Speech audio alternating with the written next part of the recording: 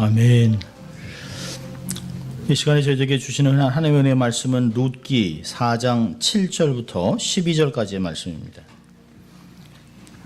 지난주에 이어서 룻기 4장 7절부터 12절까지의 말씀을 봉독해 드립니다. 하나님 말씀을 봉독해 드립니다. 옛적 이스라엘 중에 모든 것을 모르거나 교환하는 일을 확정하기 위하여 사람이 그 신을 벗어 그 이웃에게 주더니 그것이 이스라엘에 증명하는 전례가 된지라. 이에 그 기름 물을 자가 보아스에게 이르되 내가 너를 위하여 사라 하고 그 신을 벗는지라. 보아스가 장로들과 모든 백성에게 이르되 내가 엘리멜렉과 기련과 말론에게 있었던 모든 것을 나오미의 손에서 산 일에 너희가 오늘날 증인이 되었고 또 말론의 아내 모압 여인 룻을 사서 나의 아내로 취하고 그 죽은 자의 기업을 그 이름으로 잊게 하여 그 이름이 형제중과 그곳 성문에서 끊어지지 않게 하매 너희가 오늘날 증인이 되었느니라. 성문에 있는 모든 백성과 장로들이 가로되 우리가 증인이 되노니 여호와께서 내 집에 들어가는 여인으로 이스라엘 집을 세운 라헬, 레아 두 사람과 같게 하시고 너로 에브라서 유역하고 베들레헴에서 유명하게 하시기를 원하며 여호와께서 이 소년 여자로 내게 후사를 주사 내 집으로 다말이 유다에게 낳아준 베레스의 집과 같게 하시기를 원하노라. 아멘. 하나님의 말씀이었습니다. Good morning. 예, 좋은 아침입니다. 자, 우리 또 한번 해볼까요?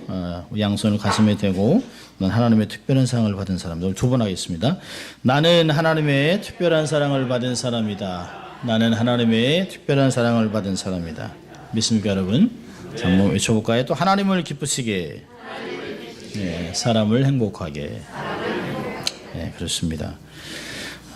간단한 것 같지만 우리의 마음을 새기고 살아가면 우리는 이러한 삶을 살아내면 주의 많은 사람들이 우리를 통해 하나님의 나라를 경험하게 될 것입니다. 이제 룻기의 끝자락에 와 있습니다. 이제 다음 주면 룻기를 마치는 마지막 강의를 하게 됩니다. 오늘은 본문을 가지고 축복받는 결혼이라고 하는 제목을 가지고 말씀을 나누려고 합니다. 외국 속담에 이런 말이 있어요. 거친 바다에 나갈 때는 한 번 기도하라. 전쟁터에 나갈 때는 2번 기도하라. 그러나 결혼할 때는 3번 기도하라. 3번만 되겠습니까? 1000번, 10,000번 기도해야죠. 쉽지 않습니다. 결혼 생활을 하다 보면 얼마나 많은 난관들이 있는지 몰라요. 결혼 안 한 사람들이야 이게 꿈 같고 이게 뭐 미롤이 계속 될 것 같지만 꼭 그렇지만은 않습니다. 좋은 때도 있고 양지도 있고 음지도 있으면서 결혼은 만들어가는 것이죠. 행복한 결혼은 만들어가는 것이에요. 기도와 눈물과 노력으로 만들어가는 것입니다. 결혼이 인생의 삶에 얼마나 중요한지를 가르치는 말이죠. 계속 많이 기도하라고 하는 것이에요. 사람은 배우자 선택에 따라서 그의 가정이 평생토록 천국이 될 수도 있고 지옥이 될 수도 있습니다. 어느 철학자는 그랬습니다. 현철을 만나면 인생의 풍작이요 악처는 일생의 흉작이라. 그렇게 말했는데요. 어디 뭐 여인만 그렇겠습니까? 여인도 어느 남자를 만나느냐에 따라 그 삶이 행복할 수 있고 불행할 수도 있고 그렇게 잘 나가던 사람이 그렇게 뭐 똑똑하고 세상을 다 변화시킬 수가 있던 그런 처자가 남자 하나 잘못 만나가지고 어려움을 겪는 것들 주위에서 우리는 종종 보게 됩니다. 결혼은 역시 축복받는 결혼이 중요합니다. 많은 결혼들을 이렇게 주례도 하고 많은 결혼들을 보면서 처음에 많은 사람의 축복을 받았던 결혼이 결국은 많은 결실을 받는 것들을 보게 됩니다. 오늘 본문을 보면 보아스가 룻을 아내로 맞이하면서 결혼을 선포하고 있습니다. 그러자 이 많은 증인들이 보아스와 보아스의 아내 그리고 보아스의 후손, 보아스의 집안을 축복하는 축복송으로 이 본문을 마치게 됩니다. 오늘 본문에서는 3사람이 등장하는데요. 보아스보다 더 우선순위가 있었던 아무개라고 하는 사람입니다. 아무개. 이름이 없어요. 아무개. 아무여라고 하는 사람입니다. 또 보아스가 등장하고 그 성에 있는 많은 사람들과 또 10명의 장로들이 증인들로 나타납니다. 무명의 아무개와 보아스가 처음에 대화를 하다가 많은 사람들이 이렇게 증인들과 함께 백성들이 이렇게 쳐다보며 두 사람 대화하는 걸 잘 듣습니다.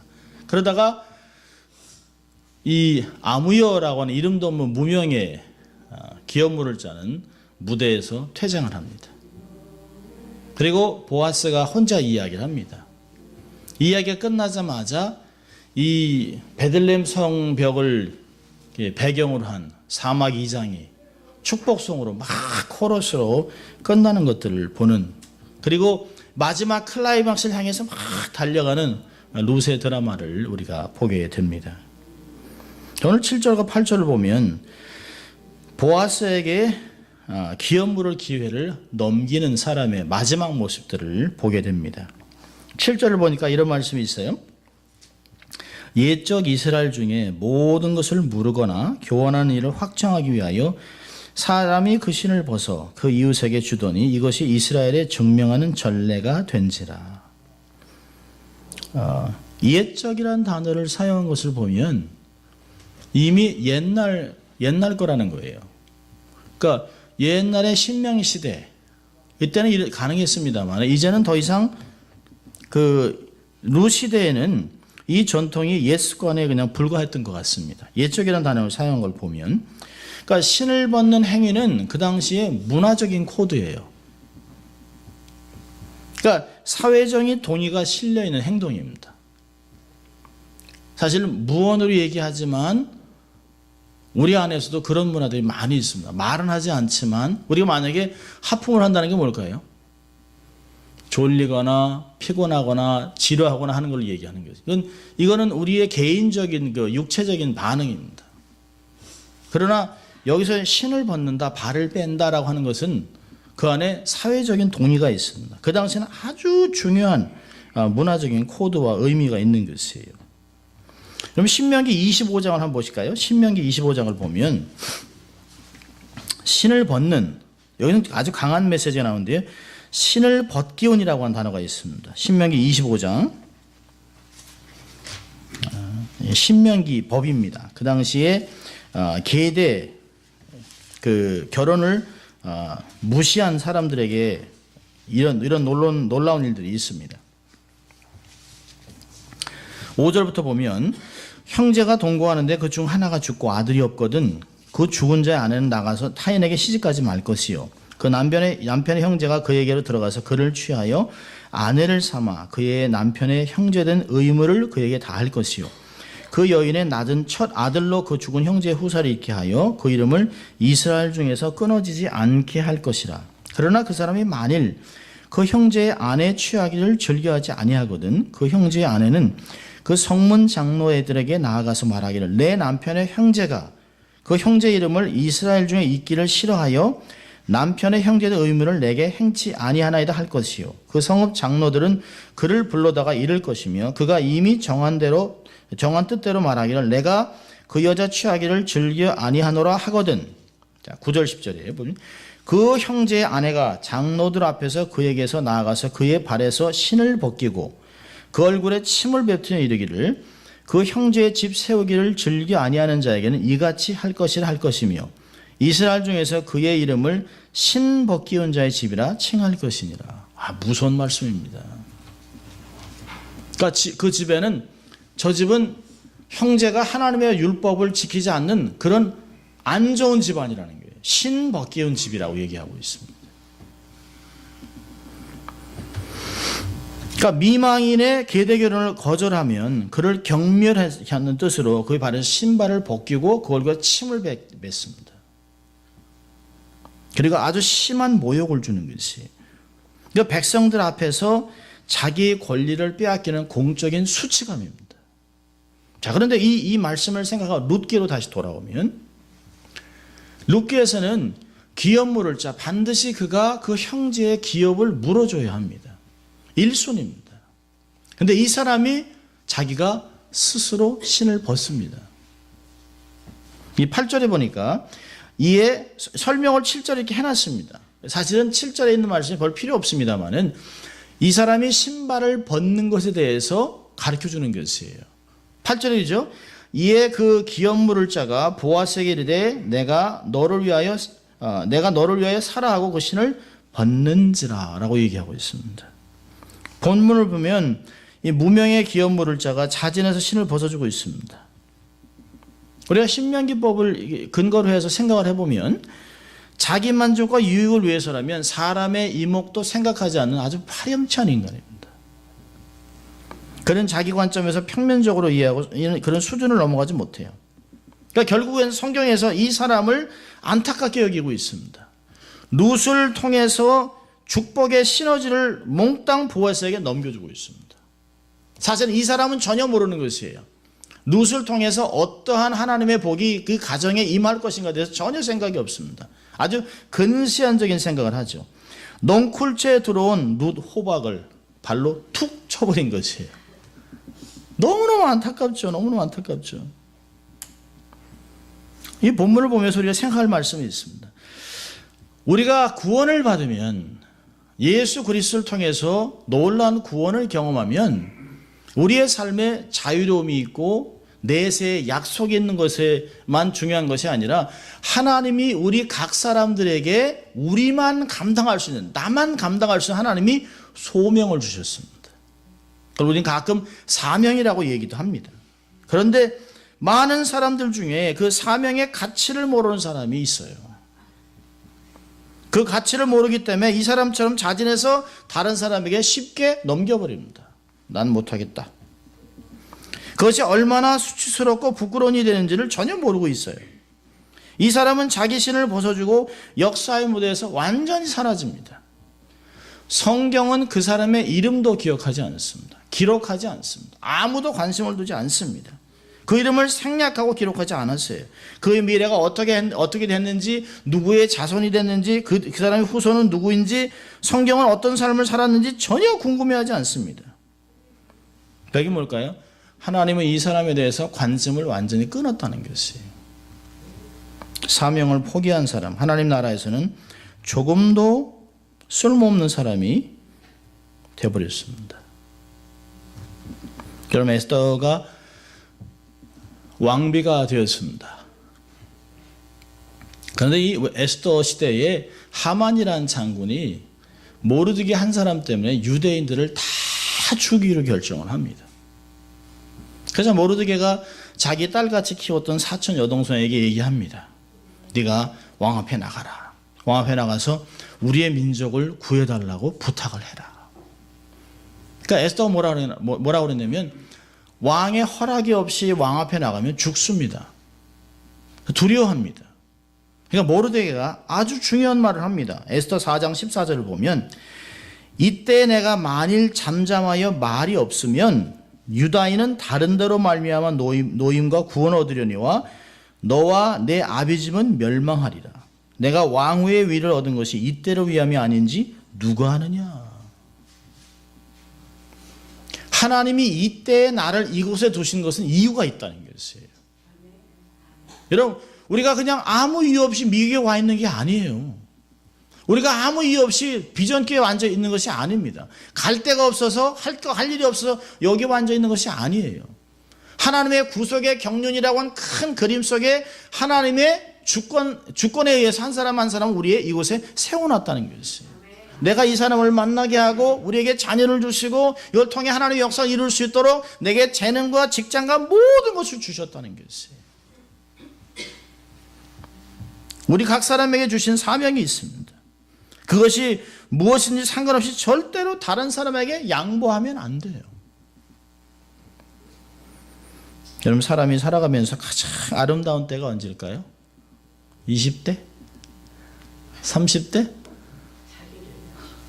네. 여러분, 모세의 인생을 보면 40대는 왕궁에서 살았습니다. 최고의 명예가 있었어요.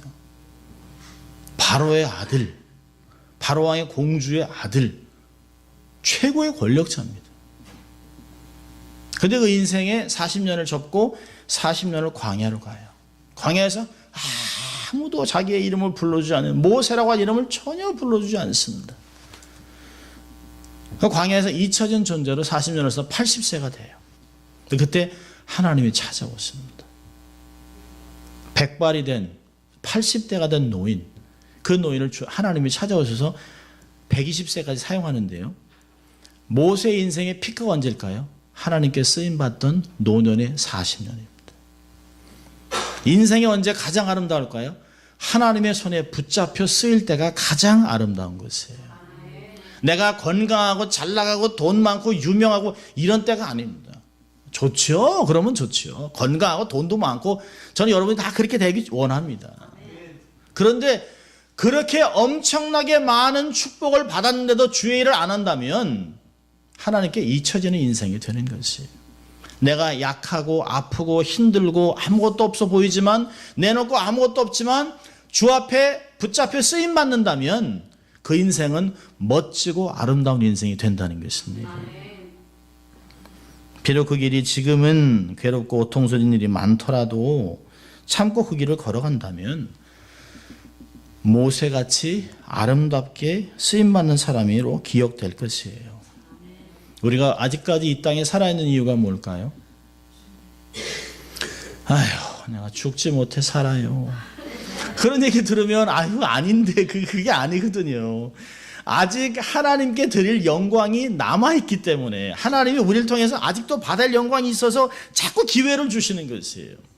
근데 노년에 있는 우리 권사님들의 할머니들 얘기하면 아니 이 나이에 내가 뭘 하겠어요. 아침에 일어나는 것도 힘들어 막 이럽니다. 근데요 그들은 기억하고 하나님께 기도하고 하나님 앞에 나갈 기회가 얼마나 많은지 몰라요. 그런 역사를 주신 것이에요.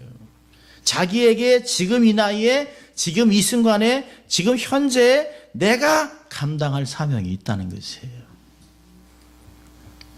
이 감당을 잘 감당하면 역사의 무대에서 사라지는 그런 사람이 아니라 영원토록 하나님께 기억되는 사람이 될 줄로 믿습니다. 모두 하나님께 쓰임받는 인생이 되기를 축원합니다. 이렇게 보면 7절과 8절에 보면 한 사람은 무대에서 사라져 버렸습니다. 자, 9절부터는 이제 보아스가 마이크를 잡았습니다. 그리고 보아스의 베들레헴 선언을 합니다. 기업 물을 자의 축복의 바늘에서 완전히 첫 번째 사람이 사라졌어요. 이름도 없어요. 아무요. 여러분 한 사람이 포기한다고 하나님의 역사가 멈추지 않습니다. 그 기업 물을 자 첫 번째 손이가 포기한다고 해서 룻의 인생이 망가진 거나 나오미가 망가지지 않습니다. 여러분 하나님이 나를 부르셔 사역을 주셨을 때 내가 포기한다고 하나님의 뜻이 꺾이지 않습니다. 하나님은 다른 사람을 통해서 하나님의 일을 이뤄나가세요. 1인자가 중요한 것이 아니에요. 하나님의 뜻을 순종하지 않는다면 2인자, 3인자, 100번째 있는 순서라도 하나님이 들어 사용할 수 있다는 것이에요. 절대로 위축되지 마세요. 나는 돈이 없는데 건강하지 않은데 위축되지 마세요. 하나님께 붙잡혔다고 돈이 많다고 교만해서도 안 돼요. 항상 두렵고 떨림으로 하나님 앞에 나의 부르심을 잘 감당해야 합니다. 기업 물을 자 1순위가 축복의 바늘에서 완전히 퇴장한 후에 보아스는 서서히 자기의 마음에 품고 있었던 룻 프로젝트를 발표를 합니다. 그날에 오기까지 그는 무수한 시간을 인내했겠죠. 보아스가 10명의 증인으로 채택된 장로들과 모든 백성들 앞에서 선언을 합니다. 이 선언은 크게 두 가지인데요. 첫째는 뭐냐면 내가 완전히 구속하겠습니다라고 하는 것이에요. 우리 9절 한번 같이 읽을까요? 9절 같이 읽습니다. 시작. 보아스가 장로들과 모든 백성들에게 이르되 내가 엘리멜렉과 기련과 말론에게 있던 모든 것을 나오미의 손에서 산 일에 너희가 오늘날 증인이 되었고 줄좀 걸으세요. 모든 것. 완전 구속입니다. 보아스는 엘리멜렉에 속한 모든 것을 남김없이 구속했다는 것이에요. 어정쩡하게 일부분만, 땅만 이것이 아니에요. 땅을 살 수 있는 그 권리 그것만이 아닙니다. 모든 것을 다 구속, 완벽한 구속, 완전한 구속입니다. 누구를 대표할까요? 예수 그리스도. 우리의 삶을 정말 흑암에 있었던 이 존재를 완전히 100% 구속한 예수 그리스도를 묘사하고 있습니다. 10절에서의 두 번째 그 선언은 뭐냐면, 자, 우리 10절 같이 읽습니다. 시작. 또 말론의 아내 모압 여인 룻을 사서 나의 아내로 취하고 그 죽은 자의 기업을 그 이름으로 잊게 하여 그 이름이 형제 중에 그곳 성문에서 끊어지지 않게 하며 너희가 오늘날 증인이 되었느니라. 예, 여인 룻을 취하겠다는 거예요. 그 룻과 결혼하겠다. 그게 뭘까요? 룻과 결혼하겠다는 것은 그 집에 가문의 자녀를 낳아주겠다는 것이에요. 여기서 얘기하잖아요. 그 기업의 이름을 잊게 해주겠다는 것입니다.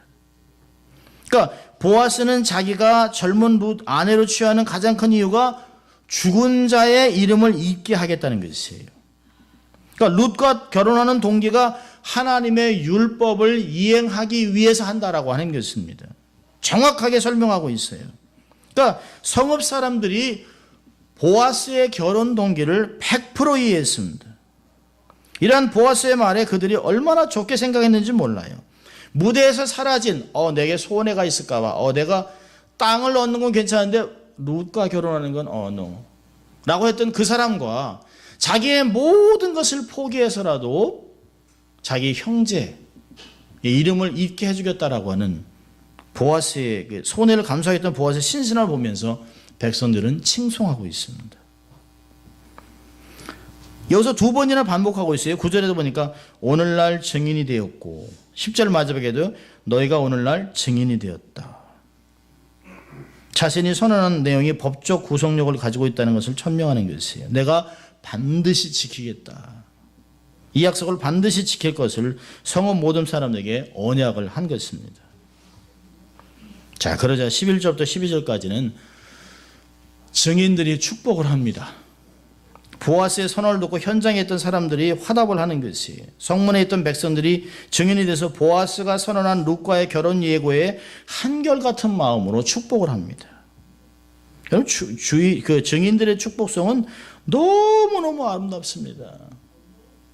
마치 보아스가 솔로로 노래했는데요. 그거에 화답하기 위해서 코러스가 증인들과 장로들이 축복송을 해주고 있습니다.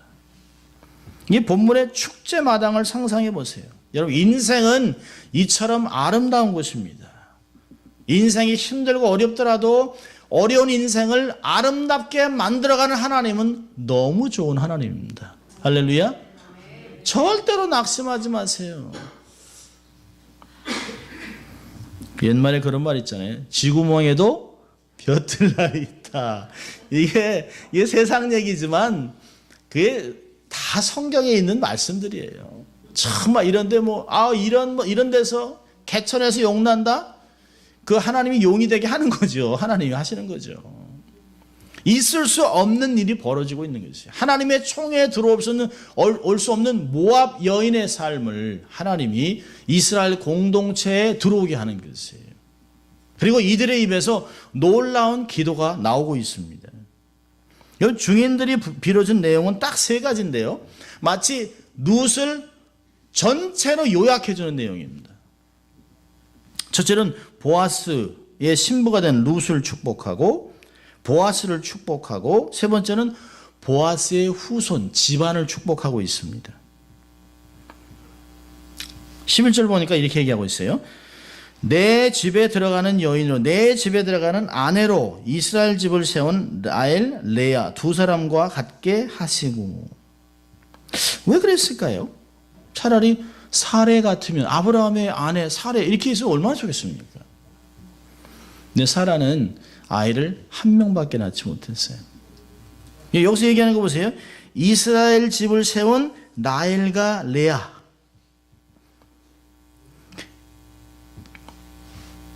룻을 이스라엘 합법적인 구성원으로 인정하면서 그녀가 라헬과 레아의 역할을 할 수 있기를 바라는 거죠. 라헬과 레아를 통해서 12명의 형제 중에 8명의 형제를 낳았습니다. 이스라엘의 민족의 12부족의 8명을 낳았습니다.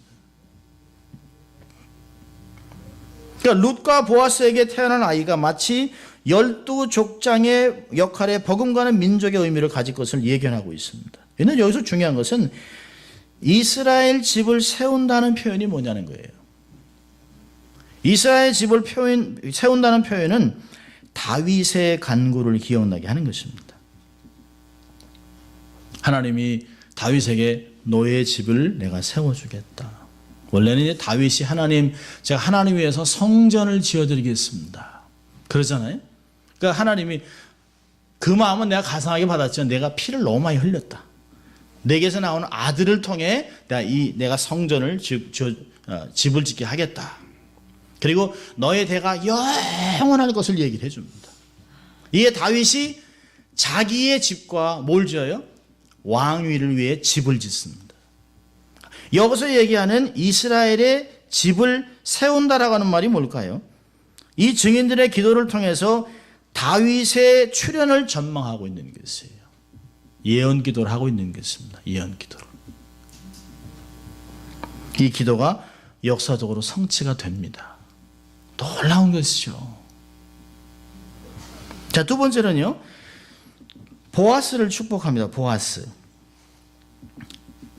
11절 보니까 내 집에 들어간 내 아내로 이스라엘 집을 세운 라엘, 레아 두 사람 갖게 하시고 너로 에브랄에서 유력하고 베들레헴에서 유명하기를 원한다.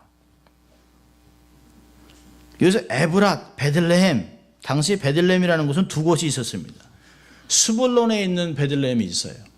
그것과 다르게 하기 위해서 베들레헴 에브라다라고 불렀습니다. 한국에도 그런 거 있잖아요. 광주. 그러면 이게 경기도 광주인지 전라남도 광주인지 그걸 얘기를 해줘야 돼요. 한자를 쓰면 달라요. 빛광자를 쓰는 겁니다만 다릅니다만은 이런 것 같이 구분하기 위해서 했습니다.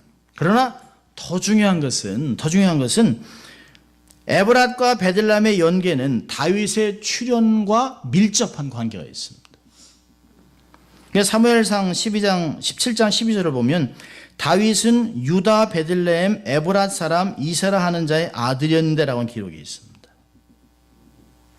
다윗의 출현을 위해서 에브랏 베들레헴이라는 단어를 쓰고 있습니다. 그런데 더 중요한 분이 베들레헴에서 출생하셨어요. 미가서 5장 2절에서는 베들레헴 에브라다야 너는 유다 족속 중에 작을지라도 이스라엘을 다스릴 자가 내게서 나올 것이요 그의 근본은 상고의 태초이니라 라고는 예언이 있습니다. 바로 예수 그리스도. 예수님도 베들레헴 출생입니다. 그러니까 다윗과 예수 그리스도 모두 보아스의 후손으로 베들레헴 출생이에요. 그러니까 증인들이 보아스에게 빌어준 축복의 기도가 결과적으로 다윗의 출현과 함께 예수 그리스도 메시아의 출현을 이야기하고 있습니다. 놀라운 것이죠. 여러분, 사람들이 진심으로 빌어준 기도 속에 그 사람의 미래가 담겨 있을 때가 많이 있습니다. 세 번째로는요. 12절에 여호와께서 이 소녀 여자로 내게 후사를 주사 내 집으로 다말이 유다에게 낳아준 베레스의 집과 하시기를 원한다. 여러분, 증인들은 보아스의 조상인 베레스를 언급합니다. 그런 거 보면 성읍 사람들은 이 사람이 누구 자손인지 훤히 알고 있습니다. 우리도 그렇잖아요. 박가 원래 그 밀양박씨인데 누구 집에서 이렇게 몇 대 손이래. 이렇게 해서 우리 알고 있어요. 누구 저 집 저기는 몇 대 손이고 저 사람 진짜 양반이었나? 이렇게 얘기할 때가 있습니다. 그러니까 동네 사람들 다 알고 있어요. 보아스의 가문의 내역을 훤하게 꿰뚫고 있습니다. 저는 여기서 얘기하는 다말이 누구냐라고 하는 것들을 따지기보다는 베레스의 집안이 어떤 집안이냐는 것이, 베레스 집안이 어떻게 됐느냐를 보고 싶은 거지요. 느헤미야 11장 6절을 보면 이렇게 얘기합니다. 예루살렘에 거한 베레스 자손의 도합이 468명이니 다 용사이었느니라. 여기가 중요한 것이에요. 여기에 용사는 용맹한 전사라는 뜻인데 여기서 용맹한이라는 단어는 하엘이라는 단어인데요. 유력한, 유명한이라는 단어입니다. 보아스를 유력한 자라고 얘기했습니다. 베들레헴에서 유력한 자, 또 그가 더 유명한 자가 되기를 원한다라고 했을 때 동일한 하이라는 단어를 쓰고 있습니다. 보아스와 룻이 이루게 될 가정을 향한 베들레헴 성읍 백성들의 기도가 후일 현실에 다 성취가 됩니다. 기억하세요. 하나님은 축복의 기도를 성취해 주십니다. 가문의 영광도 하나님의 손에 달려있음을 깨달아야 합니다. 생사화복, 미래 다 주님의 손에 있어요. 내가 어찌하면 있지 않습니다. 내가 노력을 하고 내가 최선을 다해서 내가 어떻게 된다면 그 사람은 얼마나 기가 막힌 인생을 살아가겠습니까? 정말 은혜는 뭐냐면 내가 아무것도 할 수 없지만 하나님의 손에만 붙잡히면 인생이 꽃이 필 수 있다라고 하는 것이에요. 내가 갖고 있는 게 중요한 것이 아니에요. 내가 누구의 손 안에 있느냐가 중요한 것입니다. 이 모든 증인들이 하는 기도 소리가 다 그거 아니에요? 다 이들을 하나님의 손에 올려놓고 있습니다. 보아스의 아내 룻, 보아스의 가족, 후대까지 하나님의 손에 올려놓고 축복하고 있습니다. 저는 이 말씀 갖고 두 가지만 교훈을 적용하려고 하는데요. 이미 다 나온 말씀입니다만 첫째로는 사명을 감당하라는 것이에요. 사명을 감당하라. 조건을 따지지 말고 형편과 상황을 뛰어넘어 자신의 사명을 감당하라는 것이에요. 사도 바울이 놀라운 고백을 했어요. 사도행전 20장 24절을 보면 나의 달려갈 길과 주 예수께 받은 사명 곧 하나님의 은혜의 복음 증거하는 일을 마치려 하면은 나의 생명을 조금도 귀한 것으로 여기지 아니하노라. 우리 목회자들에게 주시는 얼마나 좋은 말씀인지 몰라요. 이 땅의 명예 아무것도 아니에요. 이 땅의 재물 아무것도 아니에요. 정말 우리가 초점을 둬야 하는 것은 복음을 증거하기 위해서 내 인생을 초계같이 다 태울 수 있다는 것이에요. 주의 복음을 위해서라면 못 드릴 게 없다는 거죠. 못 드릴 게 없다는 거죠. 여러분 사명을 감당하기 위해서는 절대로 자기의 사명을 타인의 것과 비교하면 안 돼요. 어떤 사람은 엄지손가락이 될 수도 있고 어떤 사람은 발가락이 될 수 있고 어떤 사람은 눈이 될 수 있지만 다 필요한 것이에요. 다 필요한 것이에요. 다 존귀해요. 절대로 하찮게 여기면 안 돼요. 하나님의 부르시면은 크고 작음이 없어요. 인간적인 거나 세상적인 기준으로 자기의 사명과 부르심을 비교하거나 정의를 내리면 안 돼요.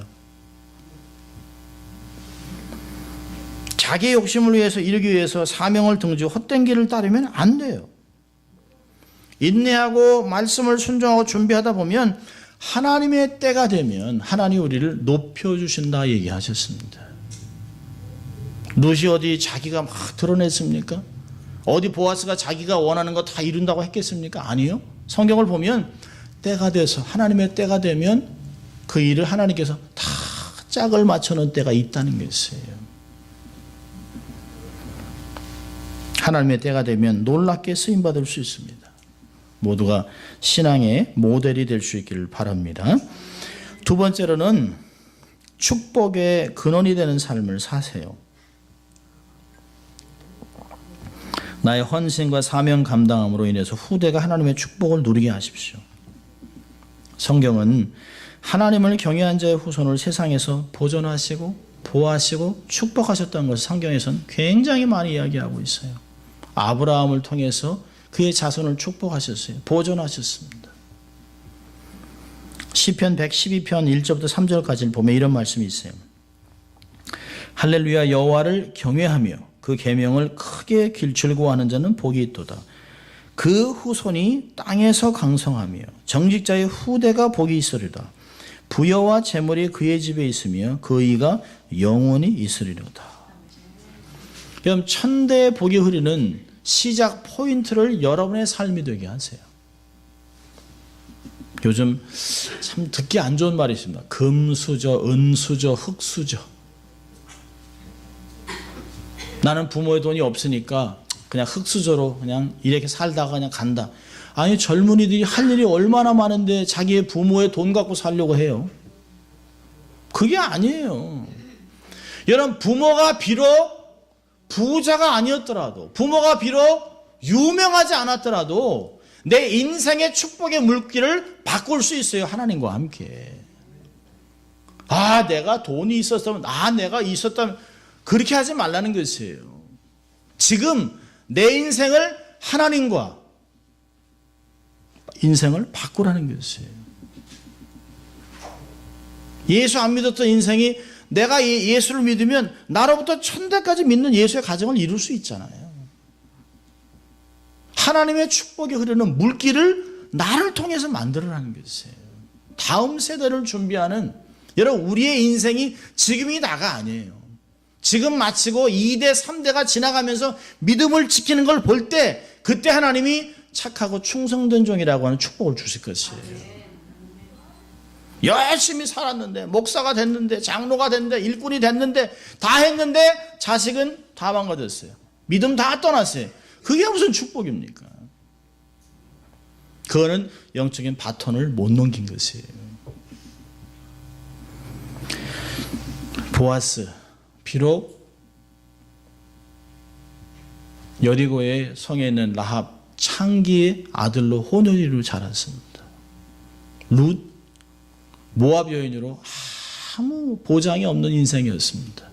그런데 그 두 사람이 하나님 앞에 말씀을 지키려고 할 때 그로 인해 놀라운 가정의 축복들이 막 일이 열리기 시작했습니다. 보아스가 결혼하지 않았다라면, 보아스가 룻을 만나지 않았다라면 다윗은 안 태어납니다.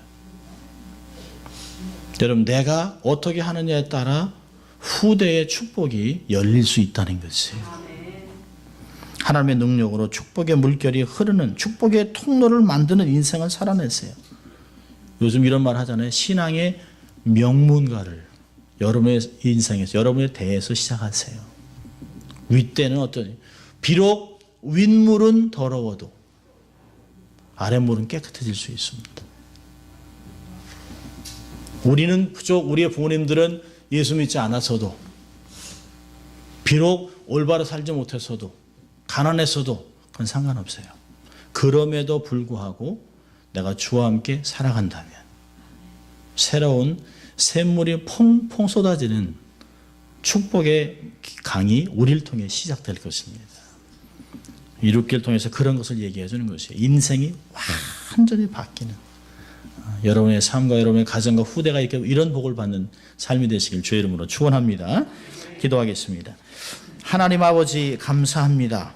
오늘도 하나님의 말씀을 통하여 우리의 삶을 하나님 얼마나 기대하시고 축복하시고 사용하시기 원하는 걸 말씀해 주신 주님 감사합니다. 하나님의 축복을 사람들의 입을 통해서도 받는, 그래서 축복의 시작이 되는 저희들 될 수 있도록 하나님 축복하여 주시옵소서. 감사하고 예수님 이름으로 기도합니다. 아멘.